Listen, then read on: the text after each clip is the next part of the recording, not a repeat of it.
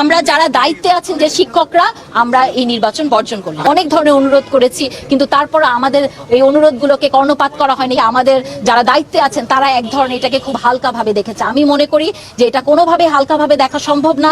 নির্বাচন সেটা যত বড় জায়গায় নির্বাচন হোক, ছোট জায়গায় নির্বাচন হোক, নির্বাচন সুষ্ঠু হতে হবে এবং একটা জাল ভোটও যাতে এই ক্যাম্পাসে না পড়ে সেটা আমরা দেখব।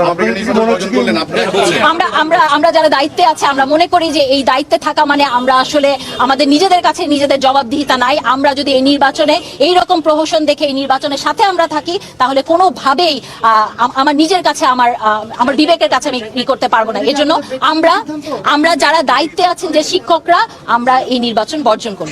আমি হলাম বাংলা বিভাগের অধ্যাপক শামিমা সুলতানা।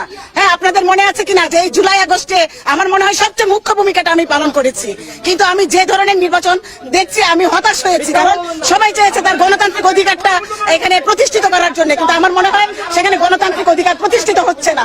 এবং আমি প্রক্টরকে অনেকবার ফোন করেছি, প্রক্টর ফোন ধরে নাই। আমি ভিসিকে ফোন করেছি, আমি ভিসির ফোন নাম্বার আমি বন্ধ পেয়েছি। এইগুলি আপনারা নিরপেক্ষ জায়গা থেকে এইগুলি আপনারা দেখবেন। কেন অতিরিক্ত ব্যালট পেপার ছাপানো হলো, নিশ্চয়ই এটার পিছনে উদ্দেশ্য আছে। আমার মনে হয়েছে যে আজকের যে নির্বাচনটা সেটা ছিল আসলে একটা সাজানো নাটক। সমস্ত শিক্ষার্থীরা যখন এখানে ভোটার হতে পারছে না, সেখানে কিসের ভোটাভুটি আসলে।